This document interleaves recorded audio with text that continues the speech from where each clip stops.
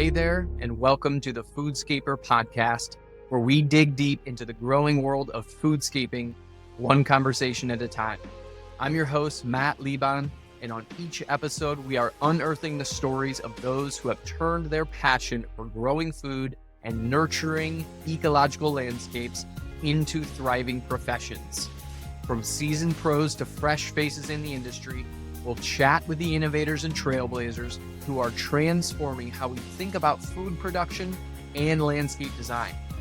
Whether you're contemplating a career in foodscaping or you're already knee-deep in garden soil, our guests will share their insights, experiences, and inspirations to help you cultivate your own path. When I was home with my 3 little kids, I was thinking, what do I want to be when I grow up again? And I knew I wanted to do something around foods. Get ready to dig into some rich conversations. Let's get growing. A big thanks to our podcast sponsors, Epic Gardening and Stark Brothers Nursery. Thank you both so much. Melissa Wilsford, welcome to the Foodscaper podcast. I'm so glad that you're joining us today.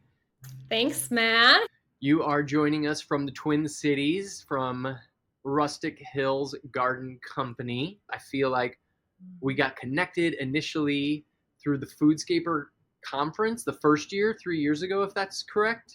I mean, if you don't count me finding you on Instagram before that as part of custom foodscaping and being like, hey, St. Louis. We were Right. Instagram friends first, I think. Yeah, it's where real friendship begins. Yes.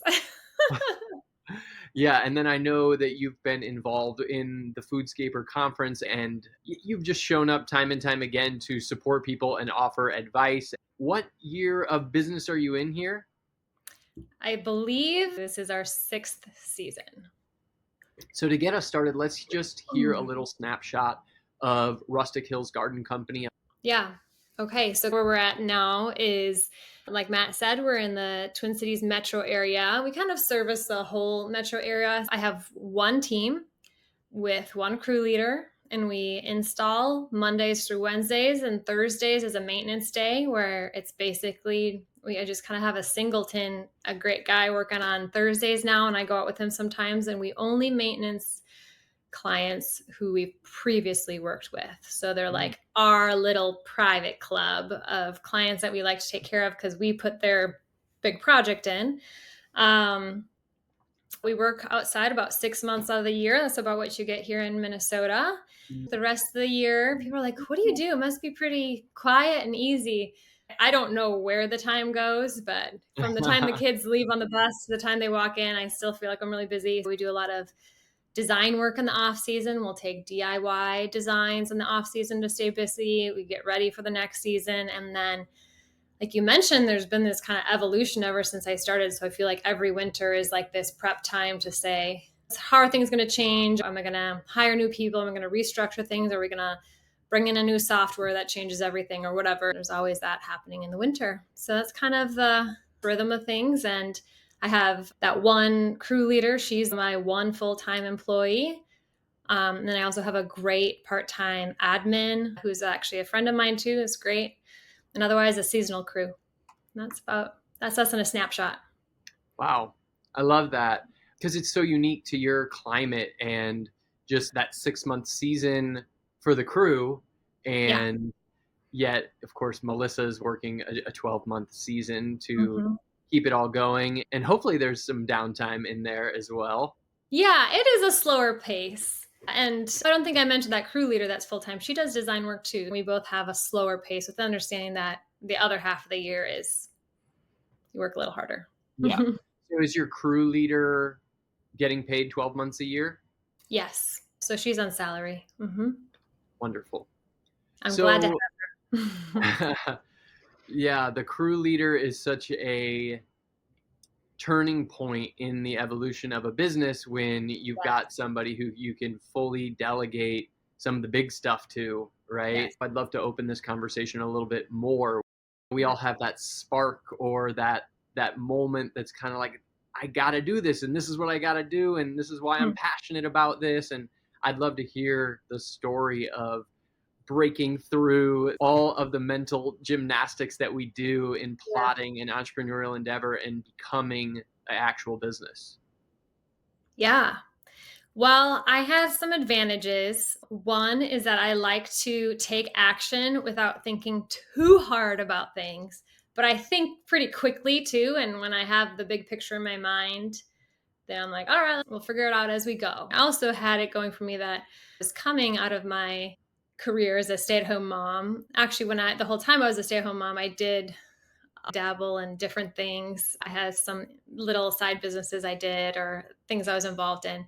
So when I started, this was kind of like that too. So I had the luxury as my husband supporting our family to also like tiptoe into this. Where I know when I asked you, Matt, before how you started, it was like, okay, hire the staff, buy the equipment, like this business is starting, and lots of people, if they're going to make a living, need to do that. Maybe they need to take out a loan or whatever. But I was able to kind of like shimmy into it. Like first it's a side hustle, then it's a little bigger, then it's a little bigger. And now let's take some big steps. And then, we got to where we are now. Totally. I mean, I'd love to hear a little bit more about the rumination Yeah. of the idea and what was happening in your life that kind of sparked the Yeah. passion to be able to make the leap. Yeah.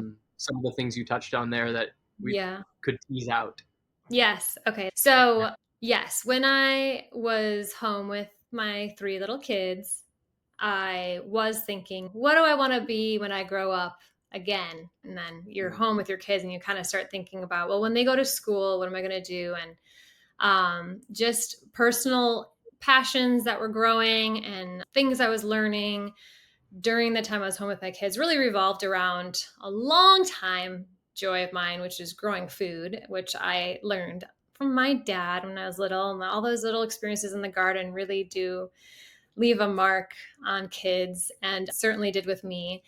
And as I had my own home for the first time, starting in 2008, we bought our first home. And then I started having children a handful of years later.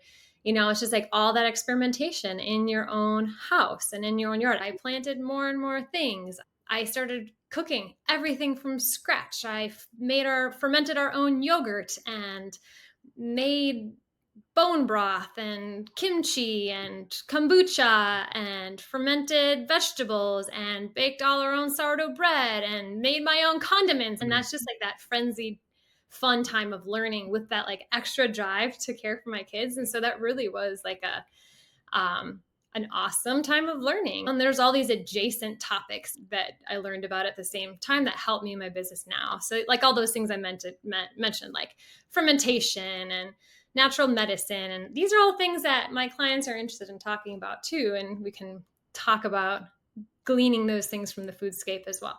So that led me to think, what am I going to do when I'm going to re-enter the larger society? And I knew I wanted to do something around food. So I was also really influenced by the book Animal Vegetable Miracle by Barbara Kingsolver.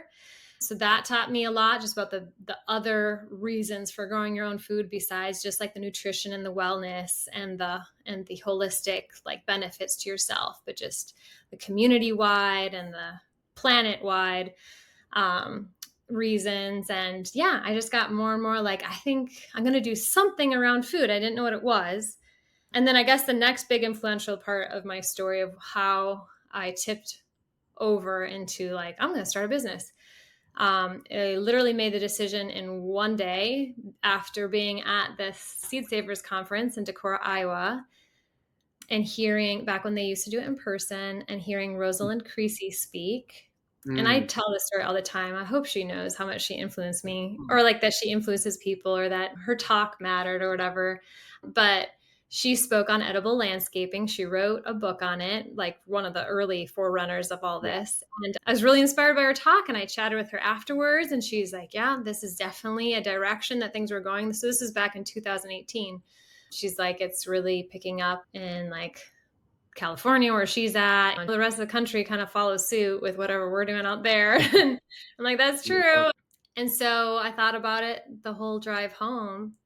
And when I pulled into my driveway, a neighbor was walking by and that was the first person I saw. And I said, I've decided I'm going to start a business.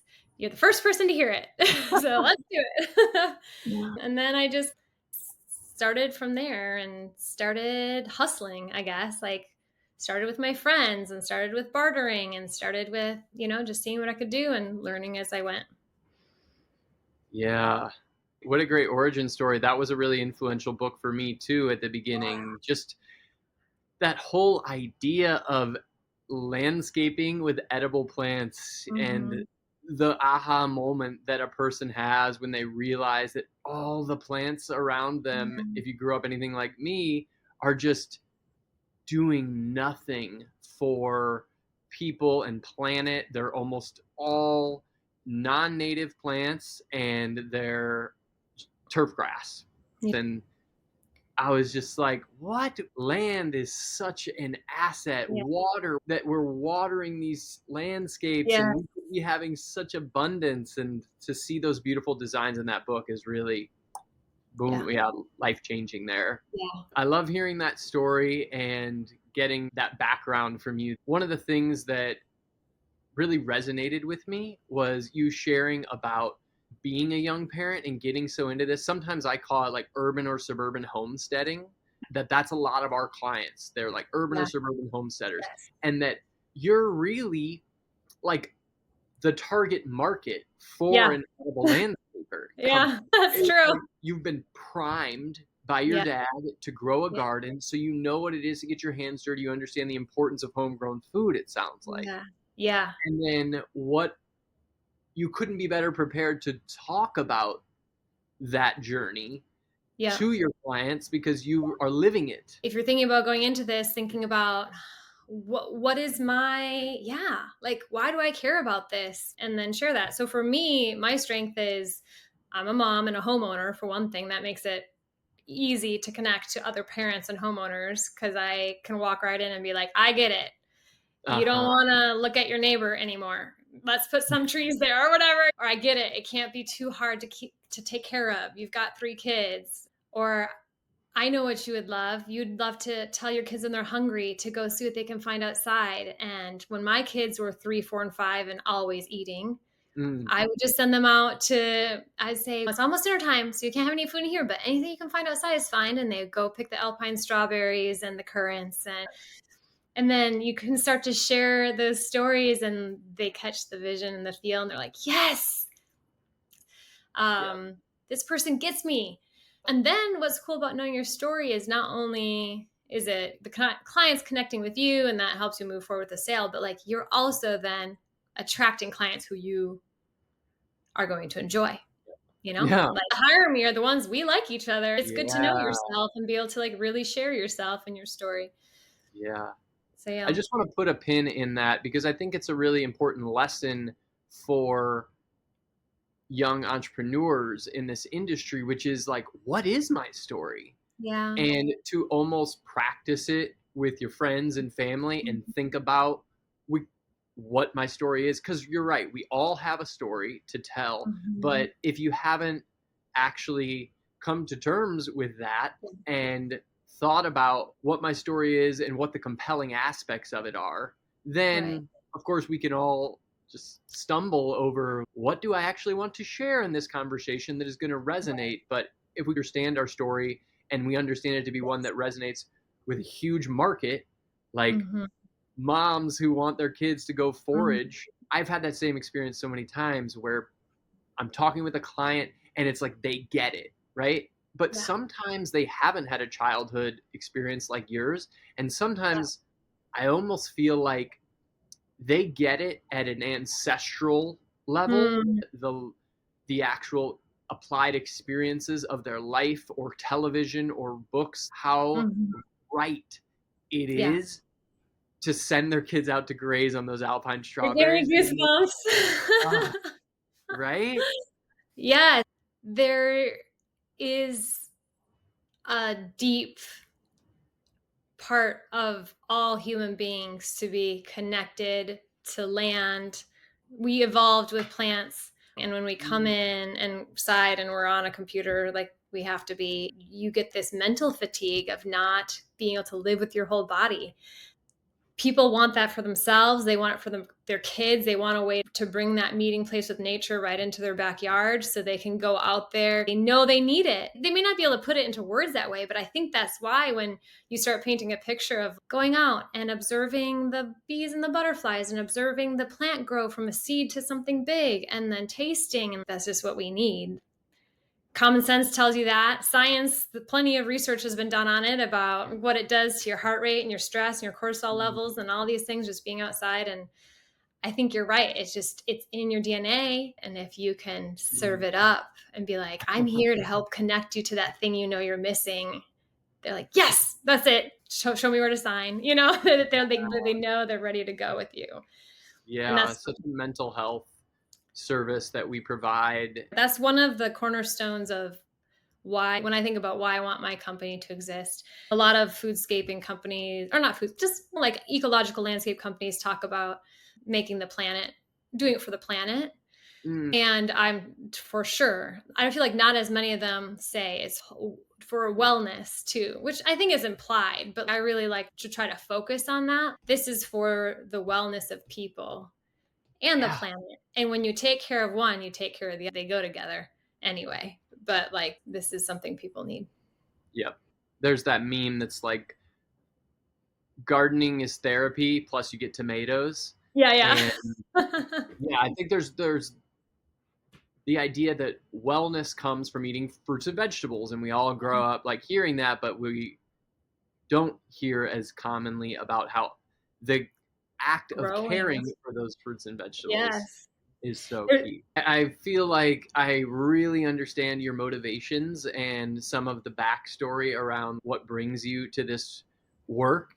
One of the things that I feel inspired about within the foodscaping movement is all of these gardeners, people who are backyard gardeners, who they're basically foodscapers undercover for their friends and family, and they get all the Mhm. gardening questions and they help their friends and cousins set up gardens, but it's not a job, right? I'm always curious about like how to professionalize those skills. For me, one of the really big steps there was design. I think it was easy enough for me to think about writing like a proposal or crunching some numbers and doing a budget. Those things felt like, okay, of course I have to give those things to a client, but to create a communicable, professional Mm. plan, Mm. like, I'm just curious to hear from you Yeah. because you do present professional, nice looking designs that I've seen you post. And you didn't mention your story that you're a landscape architect, right? So like, Yeah, how no. did you get there, to a place where Mhm. not only you could use the software, but you could visually in your head like create Mm. the space? Yeah, that's a good question. When I started, I thought I will only be making plans or projects with food. That food Mm, will be my only plant because I'm going to be an edible landscaping company. yeah. And I first started by asking some friends of mine or acquaintances who had skills I could use if they would like to barter. Like, I'll trade you figuring out your backyard or your garden for some photography or for some graphic design. It was still hard. Like, how am I going to, like you said, how do you picture this in the space?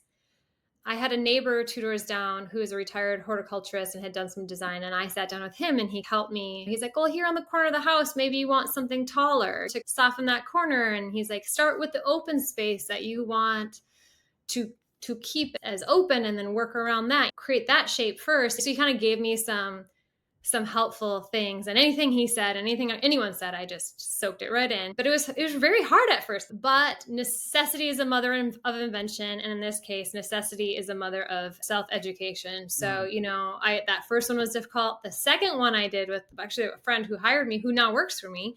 She was my first paying clients. She wanted some flowers too, and I was like, well, I don't know anything about flowers because I've only ever cared about growing food, but I had to figure that out right away. It's going through plant databases and looking through my university's extension for information on, plant. It's just digging, digging, digging. Every design I did at first was terribly difficult mm, because I just jumped in. It was hard at first. I didn't have all the plants in the back of my mind where you can just be like, oh yeah, that one will work. Like you get so far into this that plants become as easy to think about as colors. If Mm, you're thinking about what color shirt you want and you could be like, well, I want orange or yellow or pink or blue, and it's easy for you to remember all the colors and think about the one you want. Now you can do that with plants. Okay, I've got a dry, shady situation and they want natives and they want it to be a ground cover. You could do this, or this, right? So you get there, but it does take time. So how did I get there? I don't know. Grit. It was painful at first. I remember the hours that I spent answering simple questions. Look up articles or whatever and get the principles of design down about color and yep. texture and repetition and all that stuff. So from where I'm sitting now, I think the first thought I had to answer your question was, isn't that hard? And I just kind of have a knack for like artsy stuff, which that's true. I do have a knack for that. But the truth is, it was a painful learning curve. It was Yeah. okay. Why not learn while doing? I just figured it out. Yep. It was hard. What software did you land on to create your designs? The software I use now is called SmartDraw. It is an online software and it's pretty cheap. You pay yearly, and that's why I use it, because I needed something, but I wasn't ready to invest in something big, and it has worked so far. So we just keep using it. Cool. Pretty user friendly. Well, they look really good. So it seems like Smart Draw is one that maybe people want to look into a little bit more.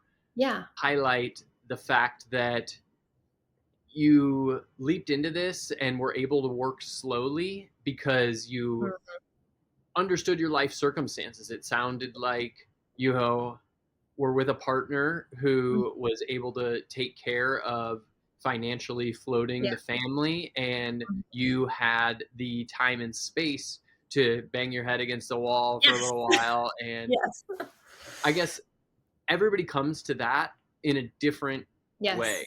And some people discover this stuff when they're 20 years old and they're like, I'm going to go to school and do real education and get a Yep. landscape design degree or something, or I'm going Mhm. to get a horticulture degree and take design classes. Other people use a partner to help support them. Other people moonlight and have Yeah. another job while they're doing this. And everybody's got to figure that path out on their own. Yes, absolutely.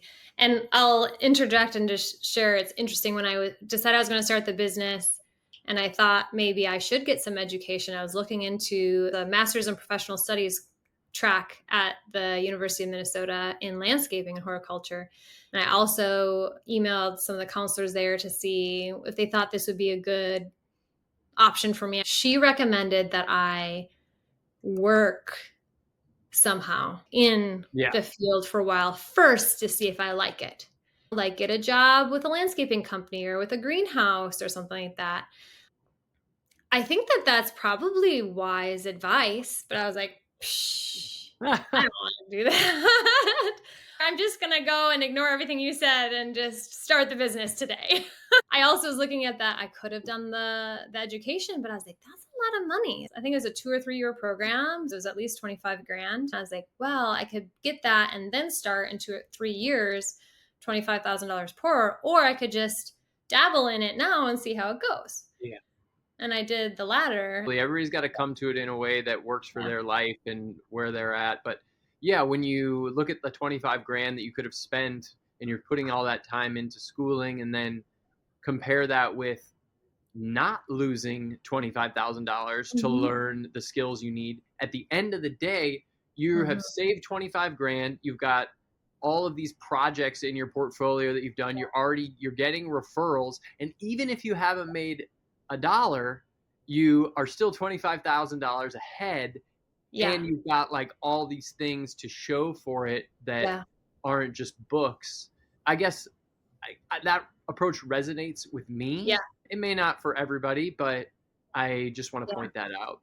Yeah. I think what's important about that story is to tell people that it's a viable route. It could work for you. If you're thinking about that, but you're a little scared, then hearing a story that works sometimes is all you need. And I did need to hear that. Actually, I did hear someone else's story early on when I was wavering. Like that fall, I heard Nicole Burke's story, and she was a mom who started out of her minivan and she was successful. And I was like, well, that's basically what I am. If she can do it, I can do it. Kind of Yeah. like the little bit of encouragement that I needed. Do you want to level up your foodscape designs, but you're hesitant to invest in expensive software? I have a suggestion. I've been creating my residential and commercial foodscape designs entirely on Google Slides for 8 years now. Google Slides allows me to create simple, scaled designs and communicate the installation plan to both clients and my team in an easy-to-share format. You can find Foodscape designs with Google Slides on the Foodscaper's YouTube channel to start learning now. Get even more by purchasing the course and receive templates and bonus case studies so you never have to start from scratch. Find Foodscape designs with Google Slides at foodscaper.com. This season on the podcast, we are proud to have Stark Brothers as our official fruit tree sponsor. One Stark Brothers offering I personally use and recommend are their Easy Start potted plants. I like to use Stark's Easy potted plants because they have an open bottom, so the plants arrive healthy and with a well-developed root system. I find the fruit trees matured in Easy Start pots to be super convenient, allowing me to set the plants in our little nursery until I'm ready to plant them for a client. So go to starkbros.com and check out their Easy Start potted plants. So you mentioned the minivan, and Yeah. Lindsay on our team, she called you like the Foodscaper in a minivan. Yeah. Because I think it was like one of the first conferences where you shared in a vehicles chat, like, this is my foodscaping vehicle, and it was Funny. surprising to some of us. But the reason that it's interesting is because it was actually really empowering for so many people to see that they don't have to buy a big fancy truck. They don't have to sell their current vehicle.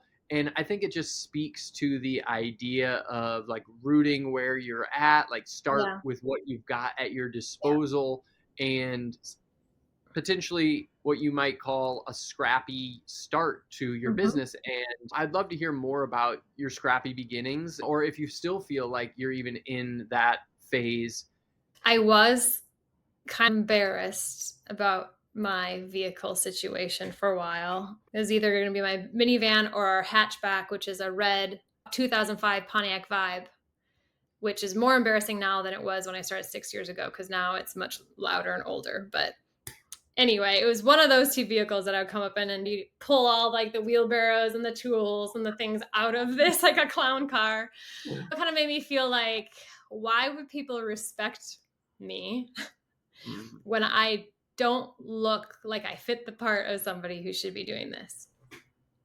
However, ones that I worked with then either were people who know me well enough that they're like, I don't care what you're driving. They hired me because they already knew me and trusted me. Then there's this whole realm of other people. They don't want a big company. They want to find that fix-it man or fix-it woman or gardening lady or whatever on Nextdoor or Facebook or something. They're looking for the deal, because also they're thinking, I know I need help, but it's not big enough to warrant the cost of a full-blown company, and they're not even going to want to spend time on me. So they are looking for those people. And so that's who I was, and I was able to help those people. They were happy to find me. When you find some gal who knows what she's doing and you like her personality and she's driving a minivan, you're like, that's exactly what I'm looking for. She knows what she's doing and she's not going to be too expensive because she's driving her minivan and picking up her kids on the way home. So I think, like just encouragement to be like, it's okay. No matter where you're at or what you look like, there's a different clientele who's looking for you. Yeah, somebody who is expecting something different, they weren't going to hire me at that time, and that's okay. They'll hire somebody else. There's plenty of people who are looking for all different kinds of help in all different kinds of shapes and sizes. But yeah, the scrappiness also enabled me to go in a little bit at a time without going into debt. So I just used what I had, and then This was like a side hustle without any risk. So I felt like the whole time I didn't really accumulate like any financial risk. So that was helpful. It's also, I've just continued on that trajectory of only tying myself to overhead or large expenses that I really need in order to do the job or to be profitable. So I'm very mindful about it. I still don't have a physical location. We work from home and work on site. We have now one truck and trailer, but we don't do any other big equipment because we just rent it and have things delivered. And I think that overall reduces my overhead and is part of what allows me to be so profitable with a small business and one crew 3 days a week. I think it's great. It's really worked for me. Certainly other models work, but it's kind of cool to know that you can be successful with this model if this is kind of your jam, because it's worked for me. Yeah, I'm so fascinated by this. So many times in the beginning, especially when I was really scrappy, I just had like one tiny truck the first year. And then the second year, I had like one old beater truck, but it was a little bit bigger. And still, like every day, I was like getting some soil or compost. And a lot of times, I was just getting a half a yard, maybe 2 yards on a crazy day at a time. And I guess I'm just like asking what is going to be a silly question, but every time you needed like a yard of compost, it was just like you were able to get a delivery and you didn't feel like you just lost crazy amounts of time. No, I mean, it does require more planning ahead. I have some employees that have come from other landscaping companies, and so I hear about what things are like there, and they seem to ride a little more by the seat of their pants or like as they go sort of thing. So, oh, we're on site and looks like we need more soil. Send the truck to go get more soil or whatever. But for the way we need to operate, everything is calculated and planned ahead of time so that those deliveries can be set up ahead of time. The calendar is set weeks, hopefully weeks in advance. That's our ideal. Everything is scheduled and planned. And so, yeah, if we need 2 yards of soil, that's for sure getting delivered. And we make sure we put the order in ahead of time. We have a good, reliable landscape company that we know that they're going to get there. Probably depends how far away the location is, but it'll be there by 8 a.m. And if it's a smaller amount of soil, I really hate those situations because then you're looking at bagged soil. So I've only had to do that a couple times, but it ends up being a lot of bags. Sometimes I've done that, avoid that. Most of our projects now are so big, like bigger, that we would never need just half a yard of soil, Mm-hmm. I think it's so awesome, Melissa. Yeah, I love it. I'm all about the staying small and scrappy. And the coolest part about being small and scrappy is that you've turned it into a really meaningful, profitable business where, correct me if I'm wrong, you were being supported by your husband's work, and now it's the other way around and you support your family. Is that correct? I would say that's correct. So yeah, my husband he's very encouraging and supportive of ideas and whatever I want to do. But there was this other little aspect of his personal reasons for supporting me in this. He always is like, Melissa, your business needs to take off so I can quit my job. And I'm like, I don't know if that's going to happen. Yeah, I really did doubt for a while that could happen. But yes, now he was a teacher, a high school teacher for 17 years. He's a great teacher, but as many people know, the climate has changed. The landscape has changed a lot for teachers. It's been very stressful. He's pretty burnt out for quite a while. And this previous school year, so 2003, 2004 was his first year that he didn't teach. So he left his job and was able to pursue training as a firefighter. So, like a completely new career. And so now he's part time with our city's fire department and part time hobby actor, which he's been doing for about 8 years, and part time handyman at a women's shelter near here. And so he's like kind of doing a little bit of everything.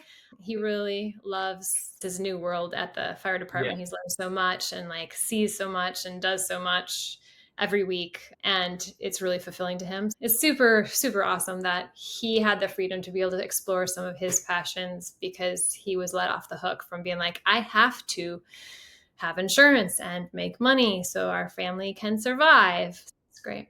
What an inspiring story of just aligning your life with your dreams and going after them, and they don't happen overnight, but you've worked Yeah. towards them, and now it sounds like your family situation is in a really good one. Yeah. And yeah, I commend you for that. I think one of the things that is so inspiring is just being able to support your family as a Mhm. foodscape entrepreneur, and surely people want to hear more about that.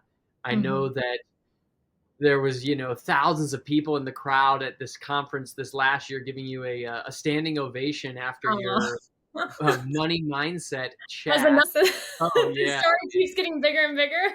the stadium was just going crazy for you.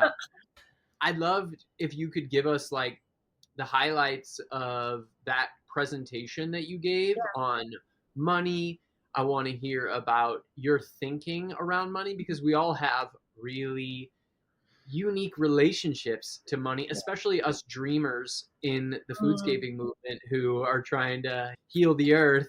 So I'm curious about your mindset, and I'm curious about some of the limiting beliefs, or limiting beliefs that you carried into your business maybe at first, that Yeah. were unlocked and changed and opened up Mm. to a new path that you are now on the Yeah. profitable path. Yeah. Okay. We heard a lot from the people who were in the room. This is all virtual for the Foodscaper conference, but still very interactive. The first 20 or more minutes of the talk was asking people what they were taught growing up about money. Then, like, what were attitudes in your home toward money? Some people said, get as much of it as you can, work really hard, get a job that pays a lot. Some people, it was like, money is limited, don't spend it. It looked more like scarcity mindset. Some people had the kind of like judgmental attitude towards money, those rich people with a lot of money, materialistic and shallow. We all have lots of different things about money. The next question I asked was, how has that informed your life today? And how do you bring that into your business?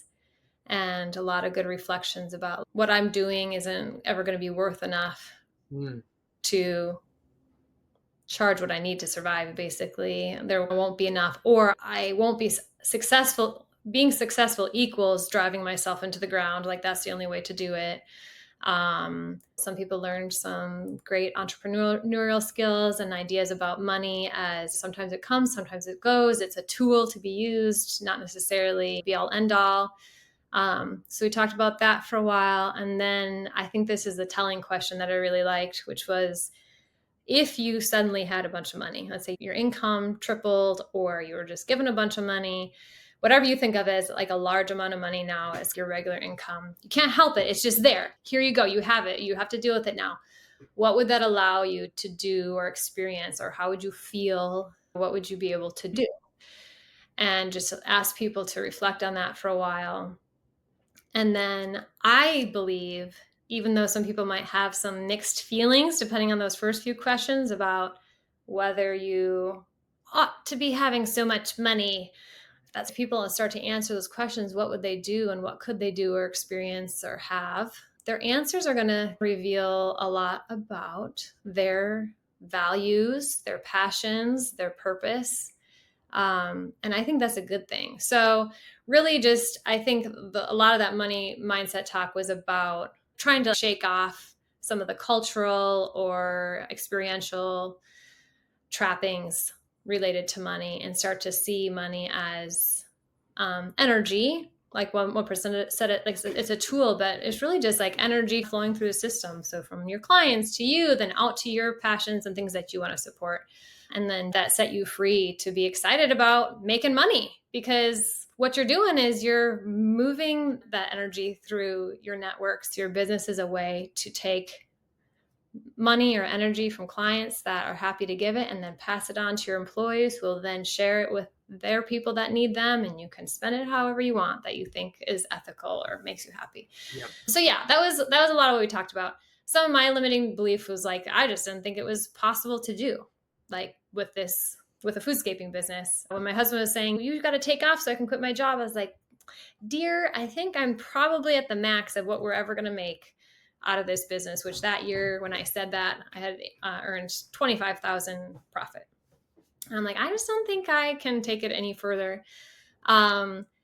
And a big shift for me was just hearing someone to say that it's possible. And it was a seminar that I took that was about, it was something kind of like kitschy, like gimmicky.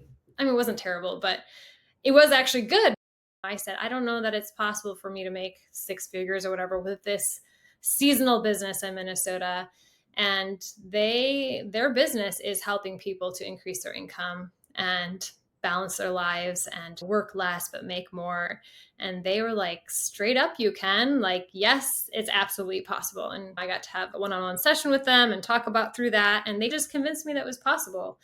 And that was just a kick in the pants that I needed to just go figure it out. Like, okay, well, let's look at where the money comes from and where the money goes and kind of take this up a notch and go for it. And I did 2.5 times my income, almost triple my income that year. Throughout the rest of that mindset talk, we did talk about some practical things too, just as far as trying to make some profit. But I think a lot of it just has to do with that mindset of like, it is possible. So stop shuffling around thinking it's not, figure out how it can be, and then go do it.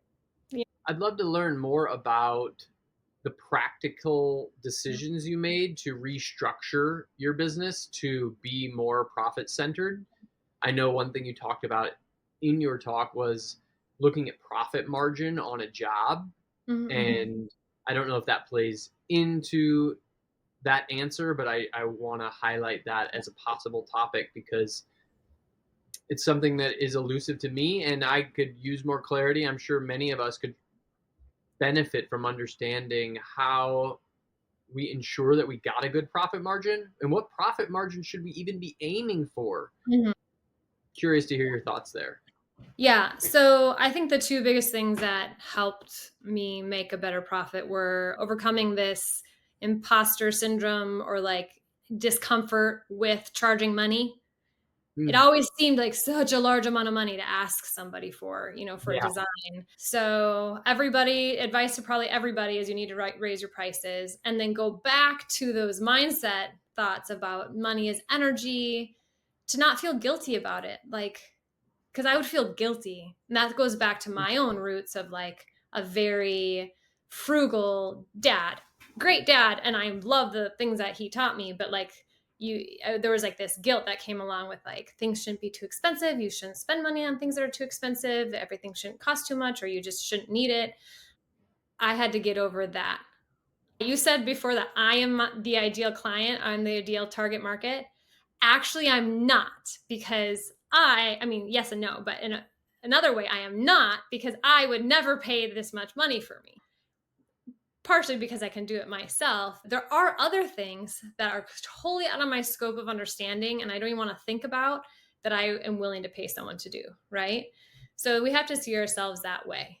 Like, whoever's hiring you is willing to pay because they want what you're offering and they just can't deal with it. And to them, what you have is gold. You've got the knowledge and the know-how, the ability to do and carry out the thing that they want. And so there's value in that. It's not just how much time it takes you and how much the materials cost. It's the value that you're bringing. So increase your prices. You got to really increase your prices. As far as how much that is, it's going to depend how much your overhead is. Like, my overhead is low. So for me, I a little more than triple the cost of labor for labor charges. And I add 15% on top of my materials. That's just, plants is 30%. So that's just the formulas that work for me. And I aim for about 40% profit on each project. That covers me and my overhead. Some other people might need to do more or less. The other thing that was big in allowing me to make a true profit is taking the step to delegate. So moving on from a one-woman show who is just like dragging her husband along or grabbing some friends if necessary and like leading everything myself. Or even I did start to work with some contract crew members here and there in the first few years, but hiring that crew leader to go out and do the main work so that you can focus on growing your business, that was huge. And every new person that you hire under you who is doing the work that makes money, that's billable, so like those crew members and the crew leader and even designers and such, that is multiplying the amount of work you are able to do and therefore multiplying your income. So a lot of people are just so hesitant to take the step to hire their first employee. But unless you hire your first employee and your second and third and fourth, there's a ceiling. You can only make however much money you have hours in the day. And then that's the end. Huge. Yeah, the more people that are out there, the more money that can be made. I just have one question because I want to learn more about your team and managing that team. I'm curious how some of the other factors get calculated in terms of that 40% profit margin, I think you said. For Mm-hmm. example, you might spend a day placing a bunch of orders online, running around town to pick up plants. So like you might spend a week researching a truck and buying a truck and then getting it serviced and asking Mm-hmm. employees to go pick it up. And I mean, like, Yeah. these are non-billable hours, right? And where do those get allocated in terms of understanding profit? Because I found that the bigger our team gets, the more billable hours we have, obviously, because we got more people on the team. We also have more non-billable hours of just we need somebody now to inflate the tires every week and just do basic. There, it is a kind of a double-edged sword, right? When you get into that, because the growth comes with inefficiencies. Because the bigger the team gets and the more moving parts, then the more overlap there is, and the more cooks in the kitchen and the more Yep. things. So I don't know. I've stayed pretty small. Matt and I were talking just yesterday about how actually I did say I was going to grow to 5 days a week. And then from circumstances outside of my control, got tamped back down to 3.5 days a week because I lost a vital team member who was helping me to do that 5 days a week. Yeah. But honestly, like it's okay. It wasn't a one-to-one payoff for the amount of time we increased. The more I tried to do, the more kind of overhead there was, or the more lost hours there were. So going back down to 3.5 days a week hasn't actually been that much, relatively speaking. It hasn't been that much of a blow. Of course. I mean, I'm asking more of a practical question, which is really just to say when you're aiming for that 40% profit Yeah. margin, because it sounds like that's working out well for you. You really were able to aim at that, hit it, and then it translated into a livelihood that you feel Yeah. really good about. So I'm mostly asking like when you're looking at the expenses versus the Mhm. revenue of a job, you're not including all of those labor hours on the things Correct. that I just explained. Is that correct? So Correct. Sorry. you Yes. still have to be doing a really good job not wasting a lot of time if you want to achieve overall profitability. Is that Yeah. feel like a Yes. fair analysis?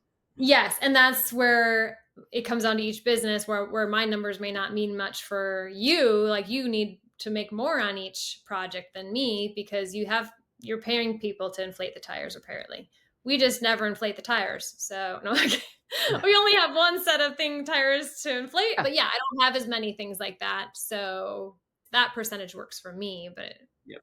the more of that you have, the higher it needs to be, Yeah. of course. Okay, so you mentioned there was an essay that you read recently that Oh kind of yeah. illuminated this whole idea around people management and managing a team because you've done the really inspiring work of building a team around you who you can delegate things to. But of course, it comes with its own Hmm. sticky moments and Hmm. transitions. And I would love to just flesh out the seed that you planted with me around that essay. Yeah. So I will share that the name of it is 101 Essays That Will Change the Way You Think. I have not finished it, so I can't vouch for the whole thing. But this essay about the way we as human beings approach problems was toward the beginning of the book. It talked about how we tend to see hardships, problems, things that are in our way as solely negative. Like we want to avoid those things as much as possible. Yet there's this whole thing about human nature wanting to stay in the comfort zone, wanting to stay in the known. However, that prevents us from pushing on to the new horizons that we don't yet know. We don't yet know. We only know what we have or what we used to have. And they talk about how most of us, that's what we're striving for. We're either striving for some vision of happiness in the past or, like can only have our limited scope. And it's really problems when they come up that force us to go beyond our limited scope. It's what brings us to the other side of oftentimes where things are better.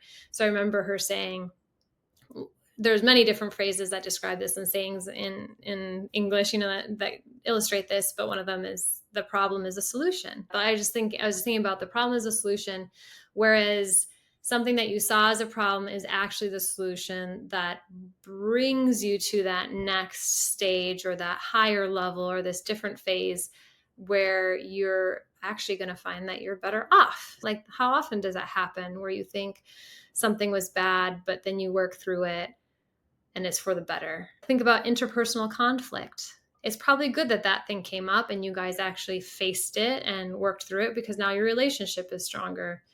Or some diversions in life that you didn't plan on taking, but it's going to force you to reinvent where you're going to be. And then you're going to come up with creative solutions for it, which will probably make things better. So I applied that to thinking about this whole situation, where at first losing that employee was very stressful. Our son was going through health issues. It was just like so stressful. And at first I was just so frustrated by it. Come on, I based this whole expansion of my business around you because you were so all in and you were so trustworthy and great and wonderful in every way. How could you just peace out on me? Now, honestly, I can say on the other side of it, we have like a different structure. It's different than it was last year. It's not what I thought it would be this year. We do have some work happening on Thursdays plus installs Mondays through Wednesdays. And I'm like, I think this feels really good. Like, I really like this. It allowed some of my other employees to rise. Ones that I didn't really know were interested, or they've surprised me by their commitment and consistency. And I was like, this is cool. So I actually really like where we're at now. And I think it's actually for the best. So I never would have thought I would say that. But yeah, it just helps give perspective as you go through all the bumps in the road with starting a business and entrepreneurship and heck with life, right? Yeah. The entrepreneurial road with hiring and losing people is definitely, for me, been one of the hardest parts of it all, because of course we don't get into foodscaping because we want to have these conversations, interview questions, and Mm-hmm. hiring people and figuring out what we're going to pay them, like Mm-hmm. all the things around, oh, well, how many days off do you get? And all these Mm-hmm. things that have nothing to do with plants, and the things that we talked about at the beginning of our interview, which is the magic and getting people into their landscapes. And we, as the front people of our companies, like, that's our job, is to go inspire the people within our community to have gardens Yeah. themselves. I just want to bring us back to managing the team, and Yeah. curious if you have any other takeaways or examples from just that growth mindset. I know one of the big questions that people always ask, and we are running out of time, so I just want to make note of that. But, how did you know how to grow and hire somebody? And do you have any other takeaways from now your role as a team manager that you feel like would be helpful for aspiring entrepreneurs out there? Absolutely. I think making that first hire is really important for profitability. I think you want to hire carefully so that those people you are bringing into the fold are like-minded folks who you really enjoy their company, because you are bringing them into an intimate community of your business that's trying to do beautiful things. So I really try to hire people that, even more than their practical skills, they have this like-mindedness. Like, I can see this, that they really want to be here. They're not just looking for a whatever job. They specifically chose this posting because they were excited about what they saw in the company. So I think crafting the team around those kinds of people really, really helps. Then just the practical portion of hiring and moving up to more of a management position is you have to take the leap. It's hard sometimes to know, like, am I going to be able to afford to hire somebody? Well, the first person you hire should probably be someone who helps you. Anything that someone else could do that you're currently spending your time on, hire someone to do it so that you can spend your time on growing your business. You're going to bring in the clients, you're going to put in the infrastructure, you're going to help the profit margins with the things that you're doing with your larger vision.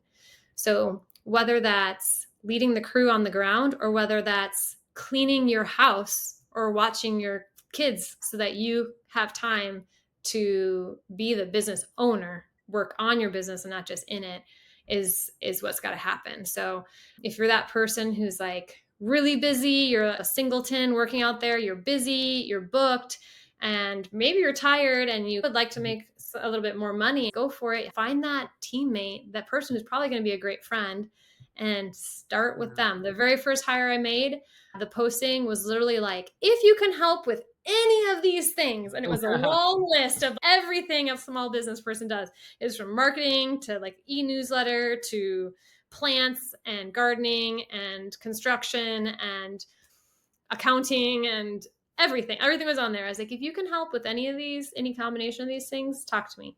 And that was the first person I hired. She wears all sorts of kinds of hats and has helped me in all different ways since the beginning, but she freed me up to be able to start growing. And that was an important first hire.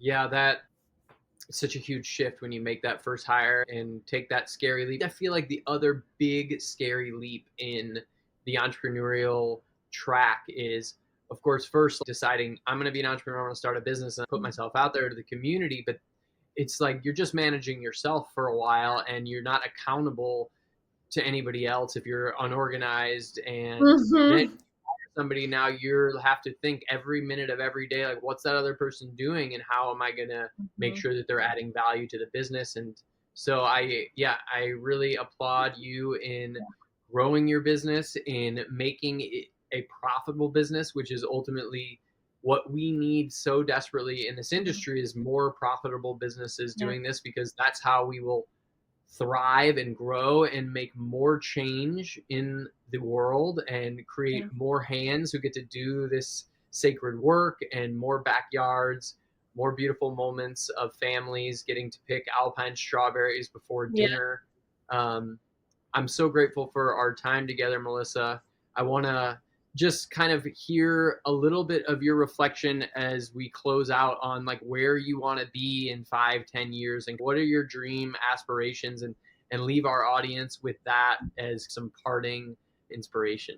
Yeah, I saw that question in the prompt earlier. I don't think I can answer that question. I don't even know what I'm doing tomorrow. But my main goal is just to have balance. And that's where a lot of that money mindset talk went to, is if you're one of the people who feels bad about charging and making money, you need to take care of yourself and your family. Yeah. And you need to not feel bad about putting the money in your pocket that allows you to do that. Otherwise, you're going to burn out and you're not going to be around to offer the services that your business offers. And you're not going to be around to employ your people who need an income and who also want to do this great work. So that's a little bit of a side note, but just having that, for me personally, I want that family work-life balance. I want to have my cake and eat it too. I still want to be a stay-at-home mom, and I also want to run this business. I want to do both. So it is hard to balance those, and sometimes I feel torn in two directions, but I really do love them both. Yeah.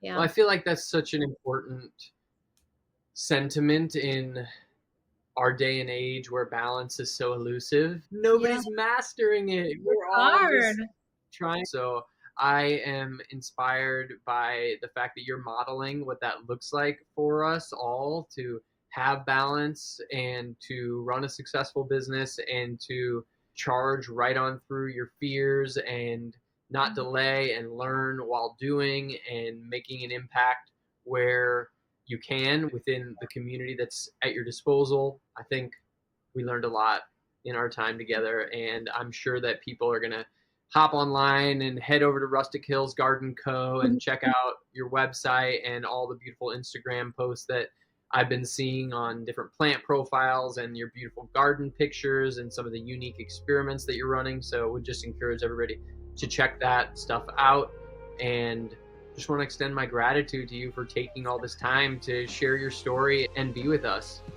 It was really fun talking to you, Matt. Thank you so much, Melissa. Of course, we'll be in touch in the lead up to the conference this year. Yeah, it'll be fun. If this podcast inspired you or taught you something new, it would mean so much if you could give us 30 seconds of your time, follow or subscribe to the Foodscaper podcast. And while you're there, if you could give us a 5-star review or rating, that would be so greatly appreciated. These small acts help us grow the Foodscaping movement. Thank you for listening to the Foodscaper podcast. Keep growing. Big thanks to our official garden supply sponsor, Epic Gardening, for supporting today's episode. Epic Gardening is one of our top recommended sites for edible landscaping, education, and garden supplies. Check out Epic Gardening, shop.epicgardening.com. Thanks to our official fruit tree nursery sponsor, Stark Brothers. Shop at starkbros.com.